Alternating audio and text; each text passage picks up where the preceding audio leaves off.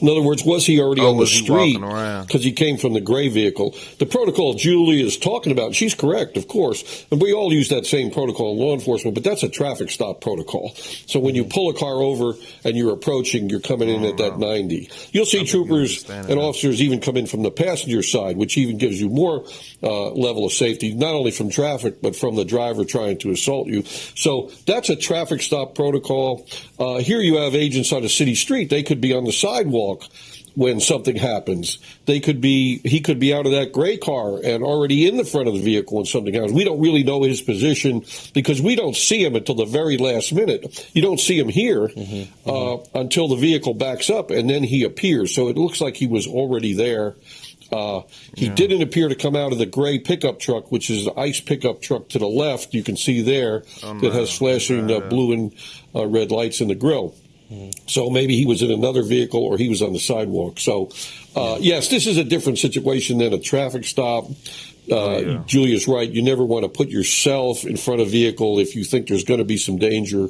The other side is maybe they didn't realize there was danger there. They were just going to ask the person to move or back up, or we're law enforcement officers, you can't go this way, or please back over here. You know, not every situation immediately is fraught with danger, and you have to deal with people. So that could be what happened here. I don't think we can assume from some of the statements of politicians that, you know, this was terrorism or she was evil or she was trying to run over the ICE officer. The video doesn't show all these things. What the video shows is a truck going toward the ICE officer. Yep. Even if she's trying to escape, he still can save himself, regardless of her motive. It doesn't have to be terrorism for him to fire. It doesn't have to be anything other than, I don't want to be run over by a vehicle, and I'm in a position where it could happen to me. But can I stop you there, Jim, though? Even if she was trying to leave. But, I mean, I guess I'm not a member of law enforcement. I haven't been trained in this regard.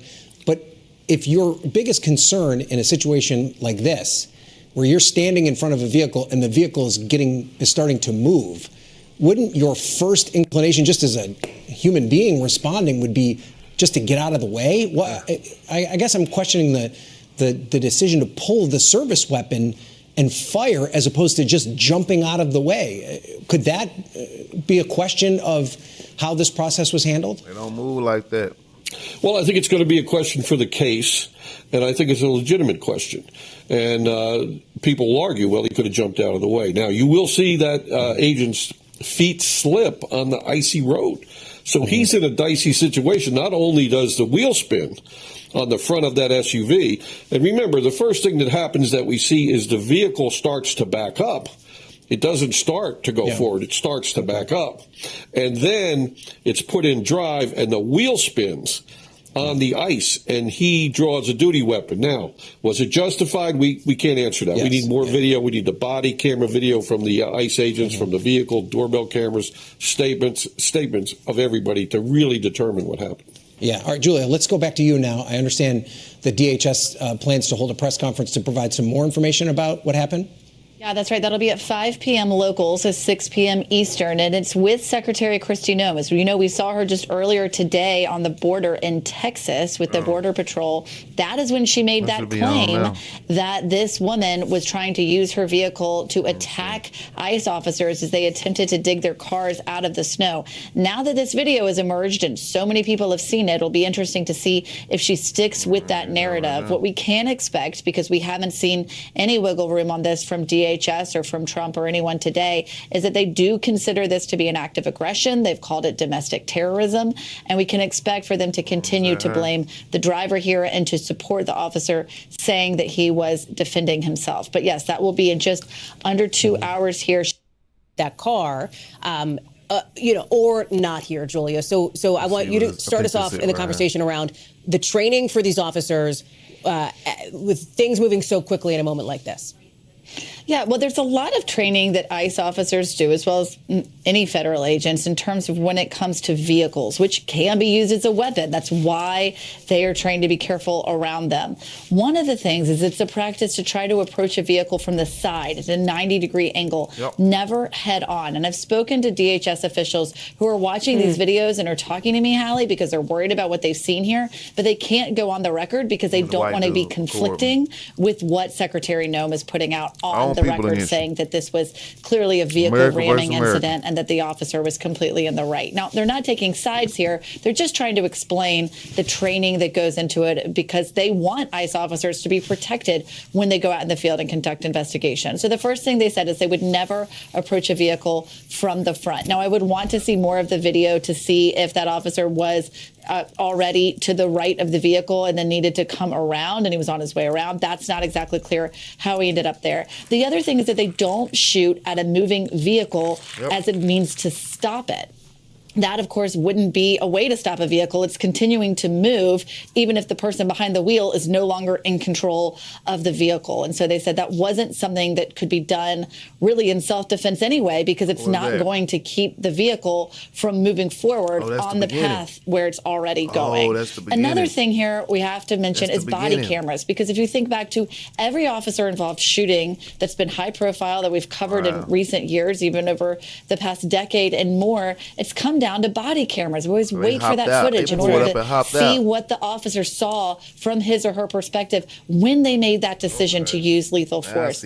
But unfortunately, it is not a policy across ICE for all officers to have body cameras. There was a pilot program that began under the Biden administration, and it was not expanded. And so to this day, only about 25% of ICE wears body cameras. Many of those belong to HSI. They do more of the investigative work, not this kind of work.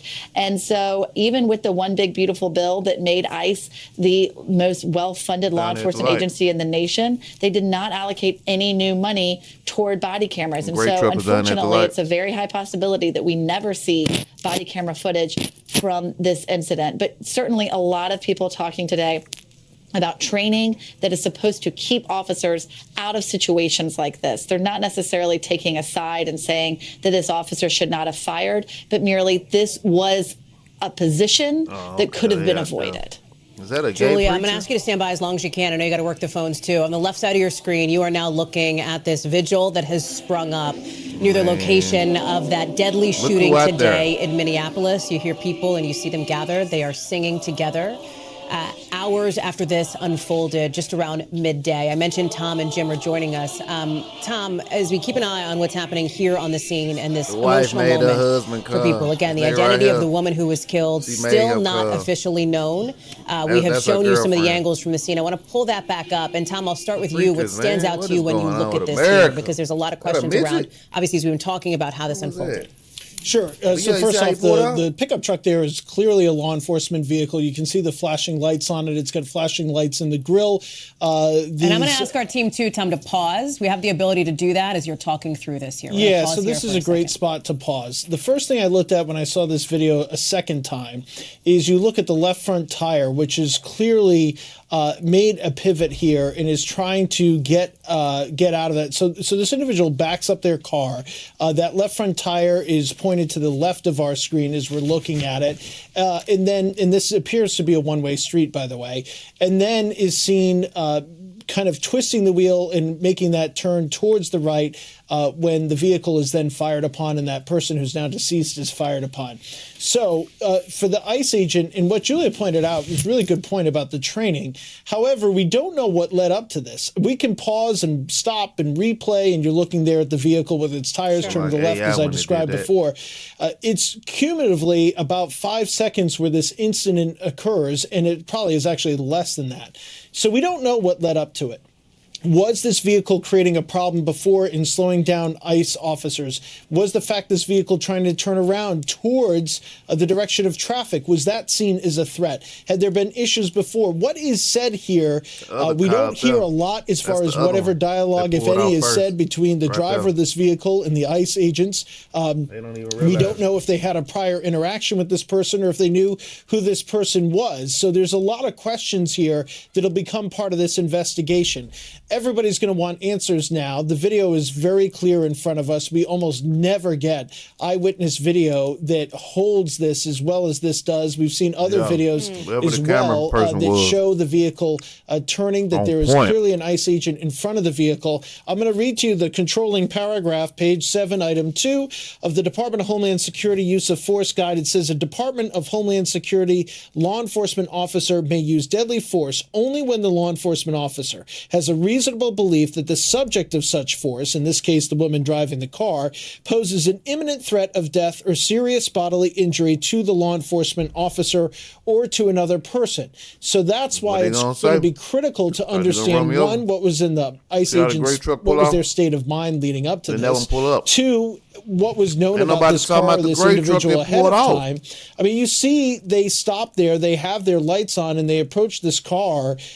Was there reason for it, or because of the protests, as has been stated, as you reported at the top of the show, were these guys on edge? Did they have previous interactions with people? Had they been stopping whatever enforcement operations they say they were carrying out?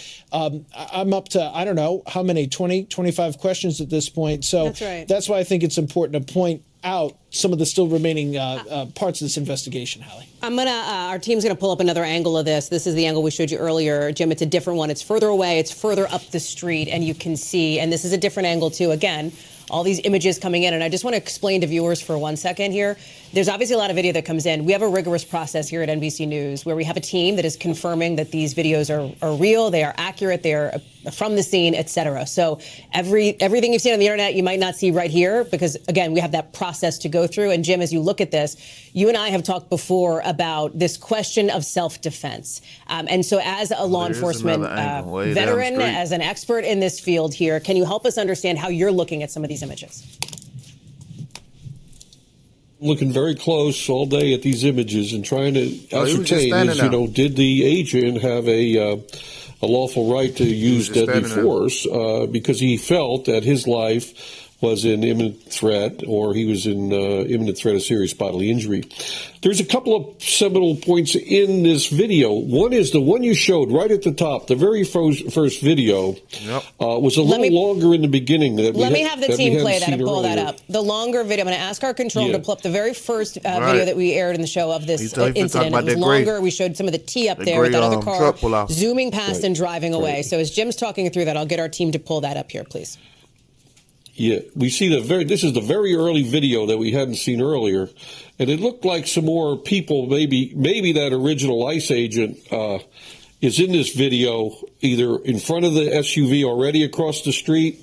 You see a person, probably an ICE agent, already there. And here you see an ICE agent, that may be him, walking around the vehicle. I think you could back it up right there, back it up a little bit. You see an ICE agent walk around between the two cars.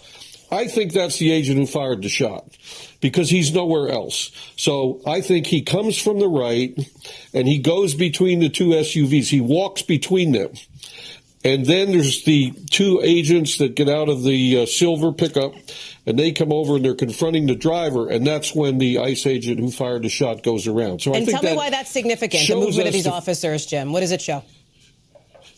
Well, we talked extensively, and Julia, some great reporting today about, the positioning before the car. Right. We see him right there. He's between the car, and then the car starts to back up. You don't want to get between the cars either. You want to be smashed between them. So he walks around the front. And the other important thing to see here, it doesn't really play for either side of the equation, but it's an important fact, Hallie, is the car backs up, the SUV, the burgundy SUV backs up, then it's put in drive, and you'll see the front wheel, the drive wheel on this vehicle spins, the front wheel spins.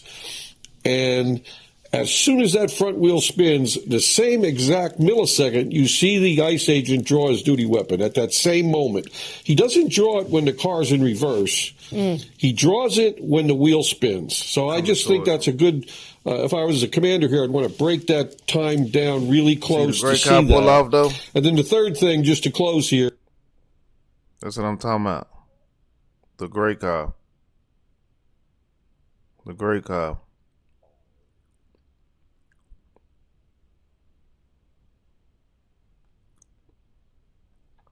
What a great cop. The very first video was a little longer in the beginning. Let me have the team play that and pull that up. The longer video, I'm going to ask our control to pull up the very first video that we aired in the show of this incident. It was longer. We showed some of the tee up there with that other car zooming past and driving away. So as Jim's talking through that, I'll get our team to pull that up here, please. Yeah, we see this is the very early video that we hadn't seen earlier, and it looked like some more people. Because what he's saying, maybe gonna walk after the cop pull off. Original ICE agent is in this video, either in front of the SUV. See, this pulling off. So that might be ICE. Now that I think about it, this is the officer right here that ends up in the front. He's right here. He don't want to be recorded. She all up in his face. ICE, ooh, ICE. He like, get out the way. That's what happened. I don't know. I think that might be ICE. Or they might be fooling with them. But this is what happened.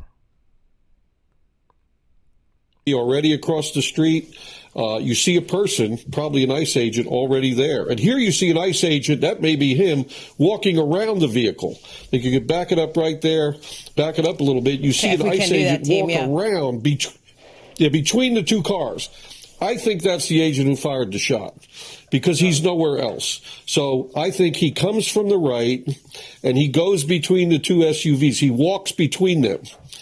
And then there's the two agents that get out of the silver pickup, and they come over and they're confronting the driver, and that's when the ICE agent who fired the shot goes around. So and tell me why that's significant, the movement of these officers, Jim. What does it show? Well, we talked extensively, and Julia, some great reporting today about, the positioning before the car. We see him right there. He's between the car, and then the car starts to back up. You don't want to get between the cars either. You want to be smashed between them. So he walks around the front. And the other important thing to see here, it doesn't really play for either side of the equation, but it's an important fact, Hallie, is the car backs up, the SUV, the burgundy SUV backs up. Then it's put in drive, and you'll see the front wheel, the drive wheel on this vehicle spins. The front wheel spins. Talking about the wheels. And as soon as that front wheel spins, the same exact millisecond, you see the ICE agent draw his duty weapon at that same moment. He doesn't draw it when the car's in reverse. He draws it when the wheel spins. So I just think that's a good, if I was a commander here, I'd want to break that time down really close to see that.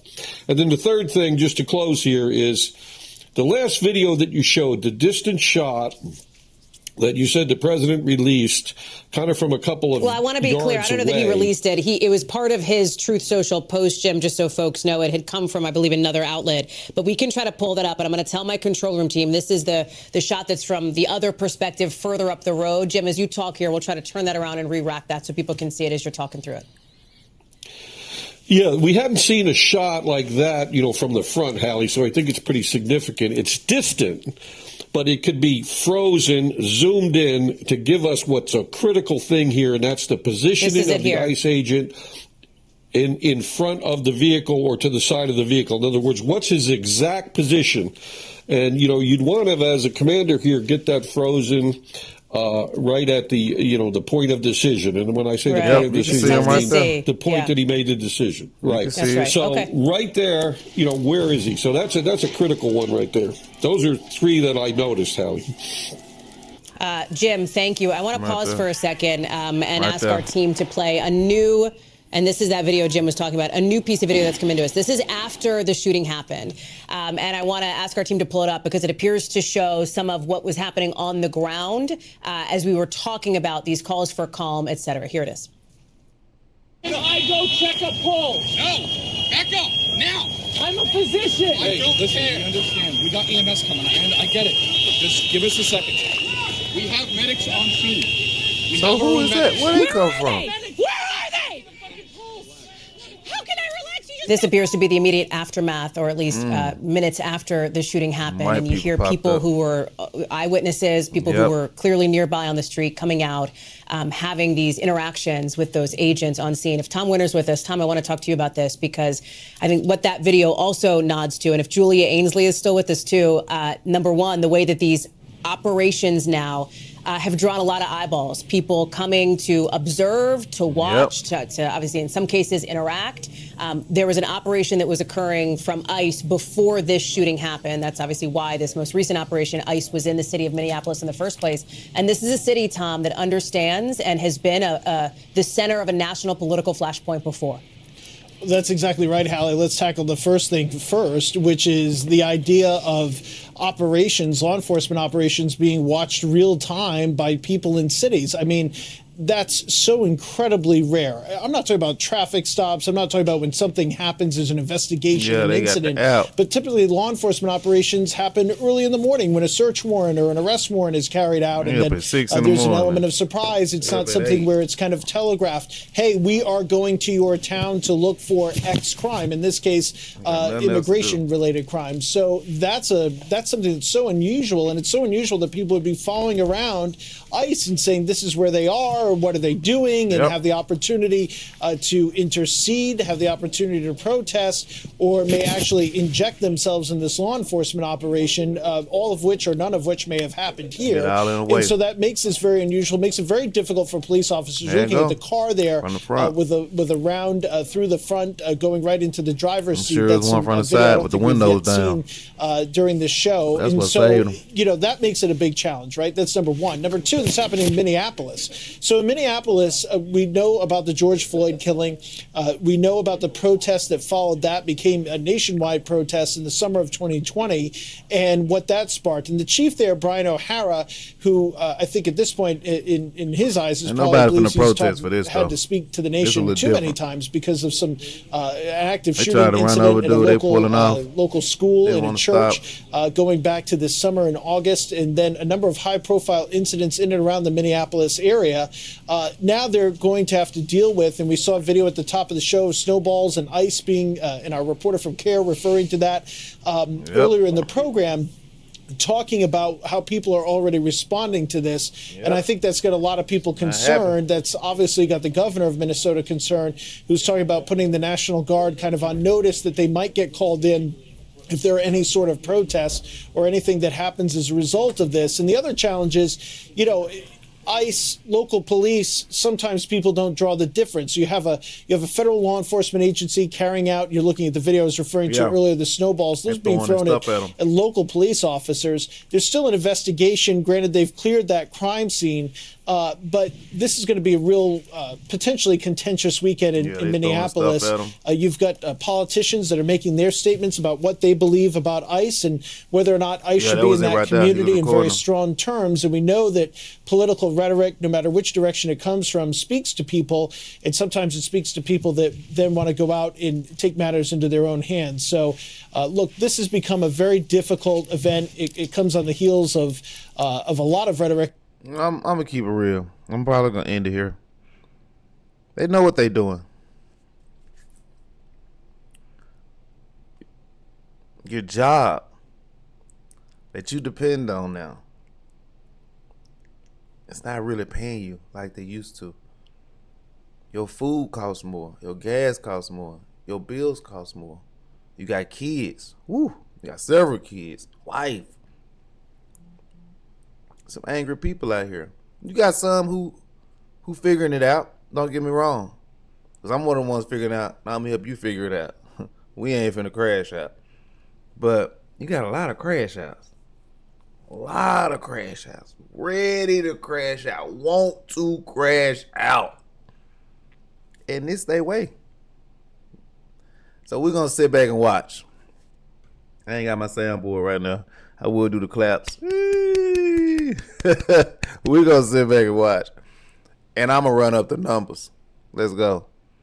in this country, and it's something that police officers are concerned about. We did a story just in the last month or two on NBCnews.com about that concern from law enforcement, and as a matter of fact, spoke to the former St. Paul police chief, specifically about this. So this is a challenging, it's going to be a challenging couple of days. Hopefully things don't escalate further than they have been, Hallie.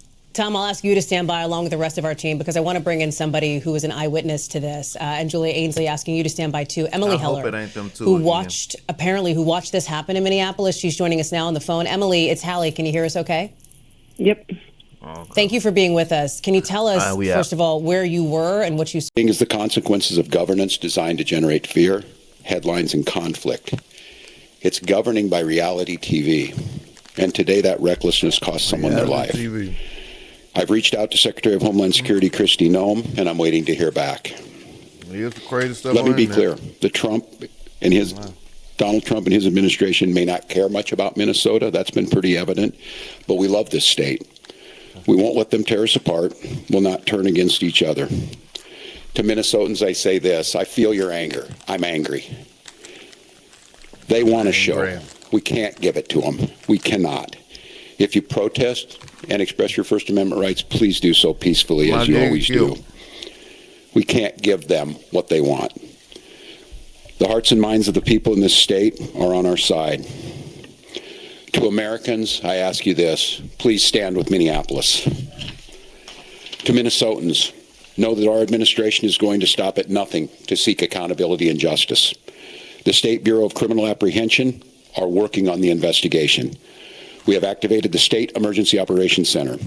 State Patrol and Minnesota National Guard leadership is connected with the Minneapolis Police Department, the St. Paul Police Department, Hennepin County Sheriff's Office, the DNR, and Minnesota's Homeland Security and Emergency Management.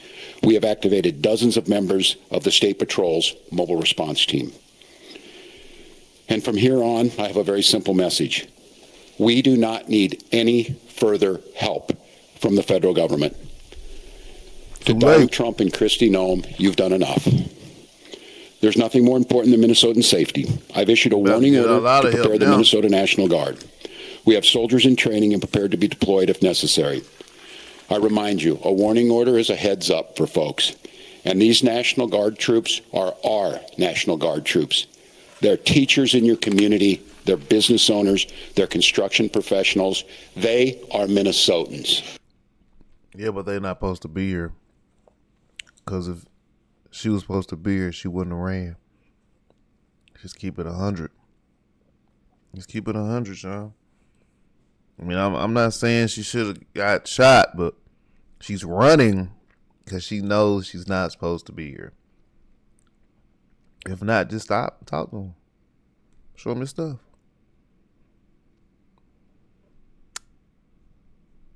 I didn't even blow it up. My bad. Put stuff in my face. Minnesota will not allow our community to be used as a prop in a national political fight. We will not take the bait. We will continue to update you, Minnesota, as we get more information. Now I'd like to turn it over to Commissioner Bob Jacobson of the Minnesota Department of Public Safety.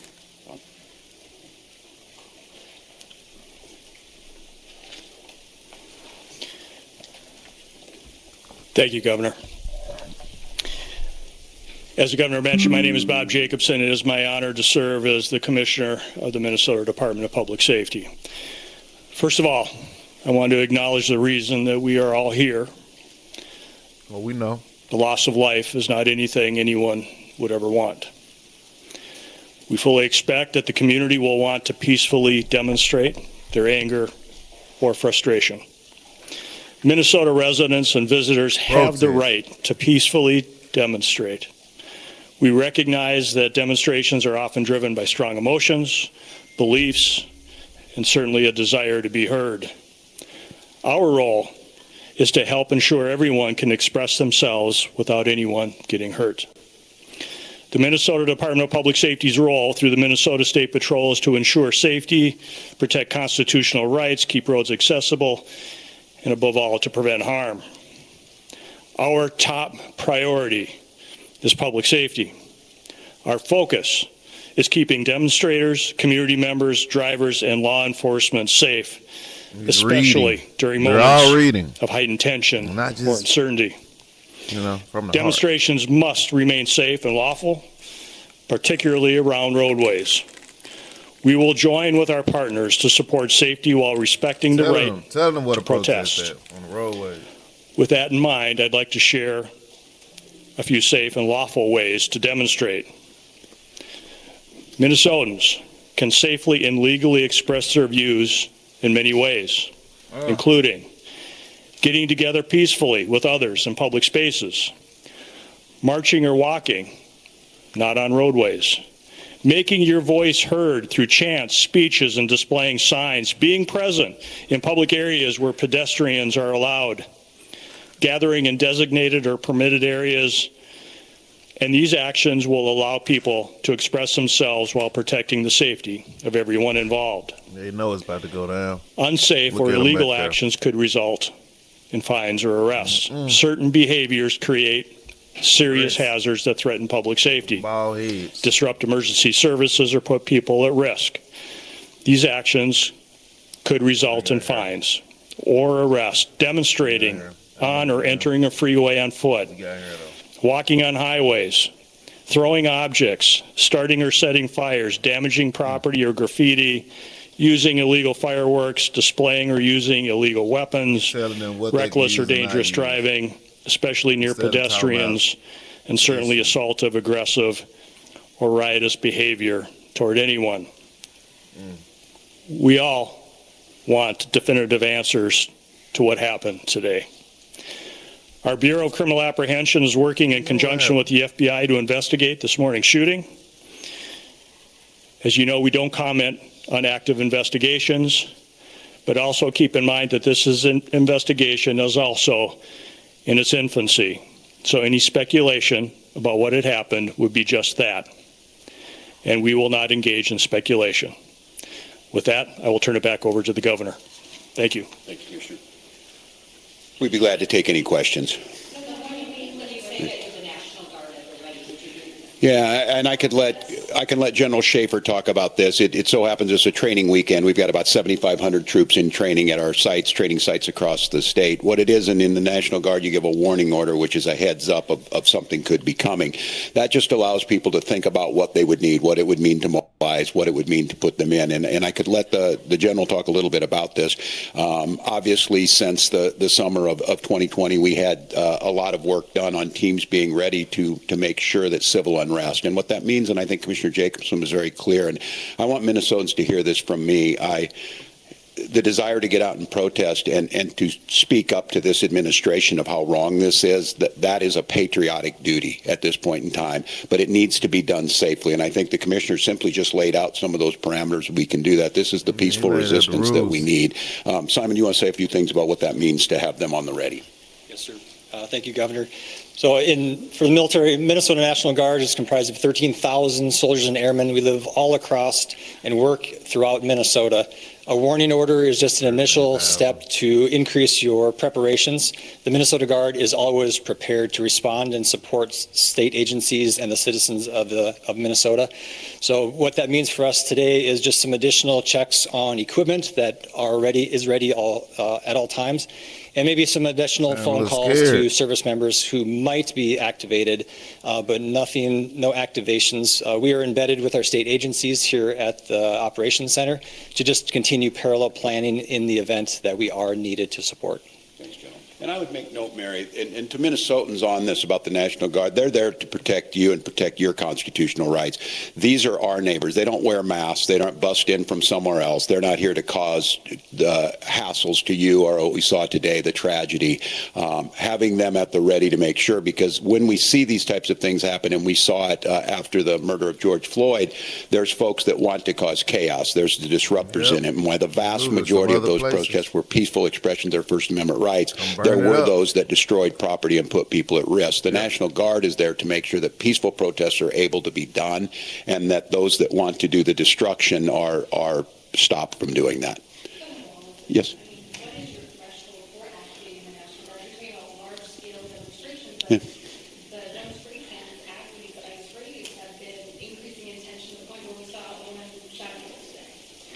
Yeah, and I think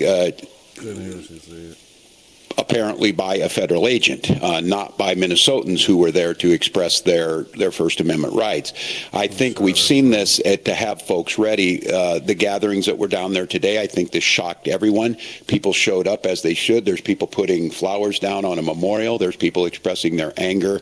It's just as these situations develop, we decide when we need to move these people out. And I think the local reporters know well on this, both unfortunately and for us, the upside of this is that we're very good and we've had practice at this. And I just want to, again, implore Minnesotans, I am not telling you not to express your anger or your frustrations or the outrage that we have. Look, this was totally predictable, as I said it yesterday, and it was totally...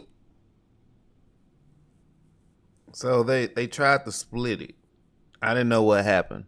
They're splitting it. And they hadn't realized that it's not split. But someone's going to tell them. Because remember, this is live.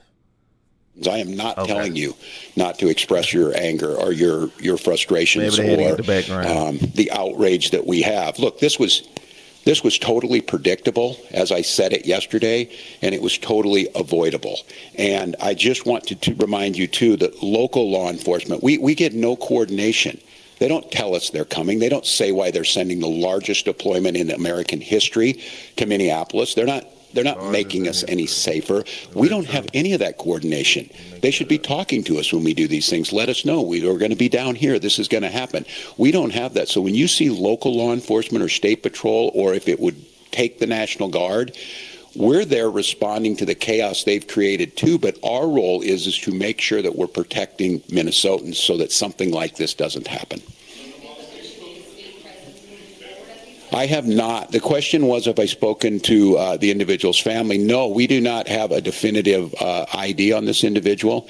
I'm going to note to all of you, I think it's really important, and the professionals do this, and they train me to do this. This is an open investigation. You need to be very careful about it. I know that many of you, myself included, have seen a very difficult video to watch, one where there's a family member watched their family member be shot and killed in front of them.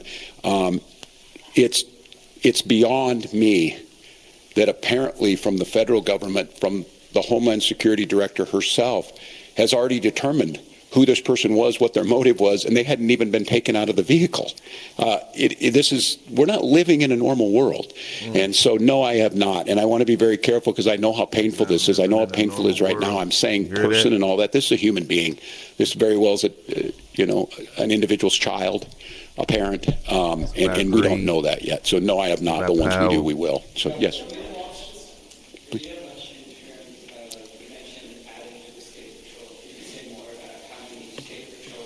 Colonel, would you like to do that?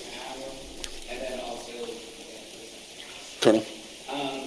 So the governor was mentioning mobilizing more of the state patrol. How many state patrol people are on the ground in Minneapolis right now? And should there have been more state patrol people on the ground like a couple weeks ago when I was down? So the question was, how many state patrol troopers have been deployed to the city of Minneapolis? Right now, we don't talk typical numbers because that is considered security information.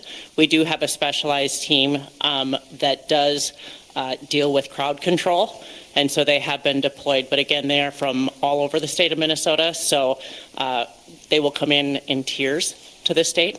And they had already been on the ground to some extent before today? No, it was in response to this event.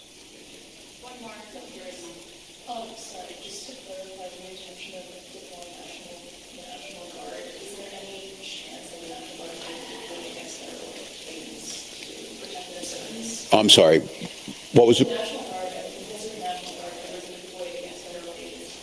I ain't got no mics in there. Like, what's going on? Well, I said this yesterday. We've never been at war with our federal government. You hear that? I think in this case, the National Guard is their main mission. They have a dual mission. There's the federal mission when they're under Title 10 orders, and then they're under Title 32 orders. And this warning order, there's nothing officially been done yet. If I am to activate them as the Commander-in-Chief of the Minnesota National Guard, I will issue the executive order to the Minnesota National Guard, and then they will be put in state duty status. And as you've seen over the last few years, that could be flood prevention. That could be after a wind blowing, storm up in the north, up in Bemidji, or it could be COVID or George Floyd response. In this case, again, it doesn't necessarily change the mission. They're there to protect Minnesotans. They're there to serve Minnesotans. I think the thing that is so challenging in the moment we're in is we don't see a desire to work with us on public safety. We hear a demonization of our state. We see people coming in who don't know our community, and we see this massive display for the TVs that we're trying to understand how is this coordinated. And some of you watch the videos on there, total chaos. And look, I have very limited work in this is the training in the National Guard, but I've had a lot of training now to watch how our professionals operate. After this person was shot, federal agents milling around, touching the vehicle at a crime scene and things. I don't know what to tell you, and I don't quite know how to respond to the question other than my primary responsibility as governor is the protection of the people of Minnesota. And you can be assured, whether it's the State Patrol or whether it's the National Guard, their deployment is there to protect Minnesotans from whatever it is. If it's an act of nature, if it's a global pandemic, or in this case, if it is a rogue federal agent. I don't know at this time, and I want to be very careful. It's unprecedented that we have the federal government's already determined exactly what's happened here and the motives of an individual that we don't even know the name. They don't know the name, and that's very difficult. So, well, one more, Dana.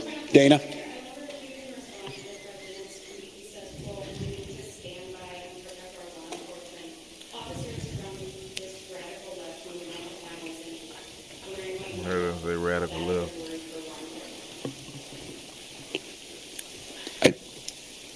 Look, and I understand the uniqueness of this moment in this week, following this week, seeing what's happening in the backdrop of a show hearing in D.C. My job is to govern, and my job is to see what the facts are. My job. You got fraud. This happened a couple of hours ago, and we're already pitting American against American. All of you saw a video in your eyes. We have a chaotic situation caused by the largest deployment in American history of federal agents into a community with no communication to locals. We had a chaotic situation where an individual is in their car shot and killed. And so, look, I want to be very cautious here because Donald Trump will make this about me. He will make this about politics.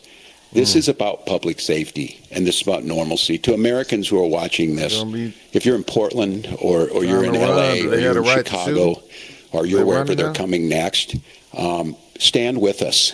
But if they stand with us against this. What they gonna do? This was so preventable, so unnecessary, and I don't know. I hope. Maybe we're at the McCarthy moment. Do you have no decency? Do you have no decency? We have someone dead in their car for no reason whatsoever, and trying to run over an agent. And I don't want to be right about this, but I said if they do this, they're going to create a chaotic situation where someone innocent's going to get killed, and they did it. And now we hear more political rhetoric. Enough is enough. And so to Minnesotans, don't take the bait. Do not take the bait. Do not allow them to deploy federal troops into here. Do not allow them to invoke the Insurrection Act. Do not allow them to declare martial law. Do not allow them to lie about the security and the decency of this state. And let's let this investigation play itself out. Let's make sure we protect our neighbors. I encourage you to use your First Amendment rights and all of your constitutional rights, but do so in a peaceful manner. We'll gather back with you as soon as we gather more information that needs to be put out. But again, stay safe, Minnesotans, and we'll be back with you. Stay safe, Minnesota. Thank you, Bob. Listening in on Governor Tim Walz talking about the shooting today at Portland and 31st, where a 37-year-old woman was shot and killed by an ICE agent.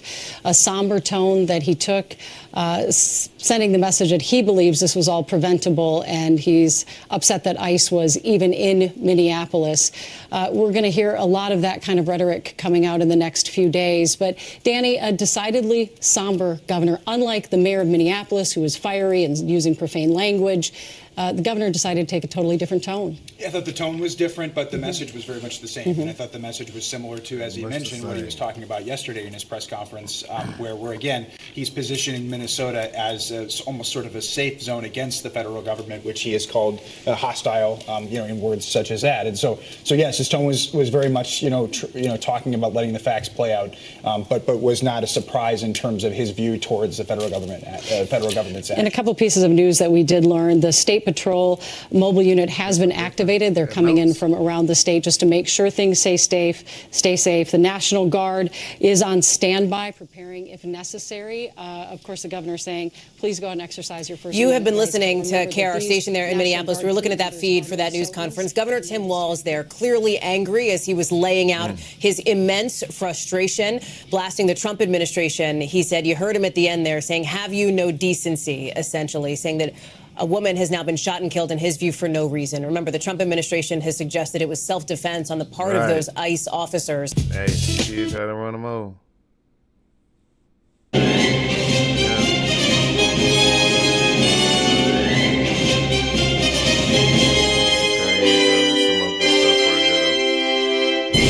Hello and welcome to Meet the Press Now. I'm Ryan Nobles in Washington as we continue to follow the breaking news out of Minneapolis, where demonstrators are gathering, an FBI investigation is underway, and local officials are livid after a woman was shot and killed by an ICE officer in her car during an immigration operation earlier today.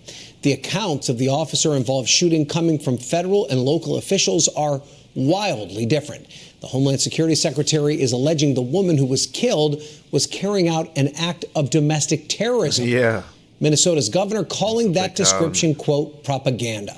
NBC News has obtained video from multiple angles of the incident recorded by witnesses as ICE was carrying out what DHS described as an enforcement operation. Now, we do want to warn you that the video you're about to see is disturbing.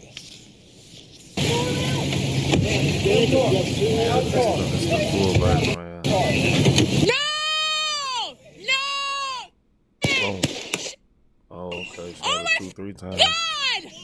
What the? Oh, it did hit the tree and hit the pole. What the did you do? Now, as we show you this video again, slowed down, authorities say the woman shot and killed was 37 years old and was not a target of the ICE operation. In a statement, DHS said, quote, an ICE officer fearing for his life, the lives of his fellow law enforcement, and the safety of the public fired defensive shots. He used his training and saved his own life and that of his fellow officers.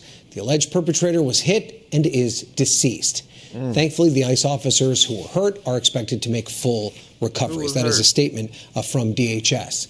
And here's Homeland Security Secretary Kristi Noem addressing the incident. Homeland Security. It was an act of domestic terrorism. What happened was our ICE officers were out in an enforcement action. They got stuck in the snow because of the adverse weather that is in Minneapolis. They were attempting to push out their vehicle, and a woman attacked them and those surrounding them and attempted to run them over and ram them with her vehicle. An officer of ours acted quickly and defensively shot to protect himself and the people around him. And my understanding is that she was hit and is deceased. Now, some eyewitness accounts and the video you just watched dispute that characterization of what happened, with members of the community calling for ICE to leave the city during protests near the scene of the shooting, and the city's mayor sending this message to federal agents. Not here to cause safety in this city. What they are doing is not to provide safety in America. What they are doing is causing chaos and distrust. They're ripping families apart. They're sowing chaos on our streets. And in this case, quite literally killing people. So they are already trying to spin this as an action of self-defense. Having seen the video of myself, I want to tell everybody directly, that is to ICE. Get the out of Minneapolis. We do not want you here. Your stated reason for being in this city is to create some kind of safety, and you are doing exactly the opposite. Minnesota's Governor Tim Walz announcing minutes ago that he was issuing a warning order to prepare the National Guard while pushing back against the administration's deployment of federal agents. We've been warning for weeks that the Trump administration's dangerous, sensationalized operations are a threat to our public safety, that someone was going to get hurt. Just yesterday, I said exactly that. What we're seeing is the consequences of governance designed to generate fear, headlines, and conflict. It's governing by reality TV. And today that recklessness cost someone their life. There's nothing more important than Minnesotan safety. I've issued a warning order to prepare the Minnesota National Guard. We have soldiers in training and prepared to be deployed if necessary. I remind you, a warning order is a heads up for folks. And these National Guard troops are our National Guard troops. They're teachers in your community, they're business owners, they're construction professionals. They are Minnesotans. Minnesota will not allow our community to be used as a prop in a national political fight. We will not take the bait. Now, today's shooting comes in the midst of an escalating feud between state and local officials and the federal government, not just over an intensifying immigration crackdown, but also over allegations of fraud involving some Somali residents. Joining me now is NBC News senior Homeland Security correspondent Julia Ainsley, NBC News White House reporter Monica Alba, and Jim Kavanaugh, a retired ATF special agent in charge and now an NBC News law enforcement analyst. So, Julia, let's start with you. What do we know exactly about what happened in Minneapolis today? Well, two competing narratives, as you just laid out, Ryan. What we heard from Secretary Kristi Noem was that this was an incident of domestic terrorism in which a woman tried to ram her video into ICE officers as they dug their car out of the snow. The video does not show that. In fact, this woman is in her car in the middle of the road, could be blocking them from getting to where they need to go when she is approached by the ICE officers. Now, I've spoken to some senior DHS officials who say that the way the officers approach the car is not according to their training, that they are not. Like, all this to show you they do not have the same respect for us, melanated people, as they do for everyone else. Anyone else, you're way more privileged, way more respect on their name. Ever supposed to go to the front of the car. They would always want to approach at a 90-degree angle. So that's the first thing I'm learning that seems out of character, at least with what they are trained to do. Also, what we heard then from eyewitnesses was that they believed that this woman was trying to leave. Now, the angle of the video, it's hard to determine if the officer who fired the shots from the front of the vehicle could see or would at least assume that she was trying to turn her wheel and go in the other direction, or whether she was trying to move toward him. This is the kind of thing, typically, Ryan, you would find out these details during the course of an ongoing investigation. But instead today, both sides very quick to give their version, their account of exactly how this went down. The question remains here, was this woman attempting to leave a situation she found herself in, or was she, as the Department of Homeland Security is laying out, using her vehicle as a weapon to intentionally hurt that ICE officer? Of course, Minnesota and Minneapolis leaders pushing back fiercely, saying she was not and that she was an innocent person. One thing's clear, this is the new flashpoint of immigration here. Okay, Julia, stand by. Thank you for that. Jim and Monica, you stand by as well. But we're going to dip in and listen to Senator Tina Smith of Minnesota, who is talking right now about this incident. To so randomly and senselessly lose somebody that they love while they're sitting in their car. It's just unbelievable. And it shows how ICE is making my city so much less safe. What specifically in the video makes you mistrust what the administration has said? What from what you've seen gives you that impression? Well, I start from the fundamental position that when you have an event like this, you have a killing like this, there is an investigation. You bring in people who know how to do investigations to understand exactly what happened. And yet the President of the United States and the Secretary have been just pronouncing what they think happened. I mean, I can see with my own eyes what millions of people have now seen in this video, and it is certainly hard to see how in this video you see any evidence that this woman rammed ICE agents who are trying to dig their car out of a snowbank.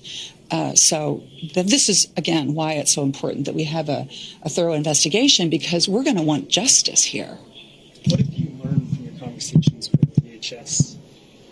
Well, so I called, my office reached out to DHS as soon as this event happened, urging them to get ICE away from this scene. The presence of ICE at the scene of this killing was provocative. It was fueling people's rage and anger and grief, and so that was my first call. My second outreach to them has been to try to understand how I can kind of bring together what the secretary said about what she has apparently concluded happened with the video that millions of Americans are looking at. And I've asked to see, like, what is your, what do you have that would suggest that your story is accurate? I mean, I think honestly, what's going on here is just flat out gaslighting on the part of the administration and the secretary without really any due diligence or respect for the tragedy that's happened here. Is there anything Congress, specifically Democrats, can do, whether it's through the appropriations process or something else, to hold ICE accountable for this? Well, the department has sent over 2,000 ICE agents to Minnesota. I don't understand what their legal authority is for doing that. They have had absolutely no consultation with local law enforcement or state law enforcement, as the governor just said in his remarks. And so I think as a member of the Democratic minority in Congress, I'm doing everything that I can to try to get this administration to follow the law. But I sure wish that we had some support on the other side of the aisle for that. Are you concerned now with the situation on the ground in Minnesota? Do you think tensions? Well, I mean, of course I am. I know that. I know this. I know my city really well, and I know how angry people are and how hurt people are, and I know how scared they are because the presence of these ICE agents on the street has been terrifying to people. And I firmly support people's rights to exercise their free speech rights and to demonstrate and to protest. And it's also really, really important that we keep everybody safe. And so I second the comments and the statements of the governor and the mayor, as they have said that it is extremely important that people's demonstrations remain peaceful and that we keep everybody safe. And I respect that they're both doing everything that they can to make that be the case as people express their fury and their grief over what's happened in Minneapolis. Why do you think the Trump administration is so fixated on Minnesota right now? Well, I wish I knew. I mean, I wish they would just leave us the fuck alone. I mean, seriously. Leave us the F alone. What is when do things stop being about politics? Stop being about politics. And start being about actual human decency. And so, I mean, I'm sure we can all hypothesize on what all of their political reasons are. But meanwhile, a woman died being shot in her car. And everything that they're doing is making it worse and not better. Thank you all. Thanks. That's it. Senator Tina Smith. That was Senator Tina Smith of Minnesota. She was talking live on Capitol Hill. Her initial response to this situation in her home state, where a 37-year-old woman was shot and killed during an engagement with ICE officers in Minneapolis. There has been a very different opinion as to how that situation played itself out, and now we're starting to see protests begin to crop up in Minneapolis and in the state of Minnesota as a result. I want to bring back in our panel of experts.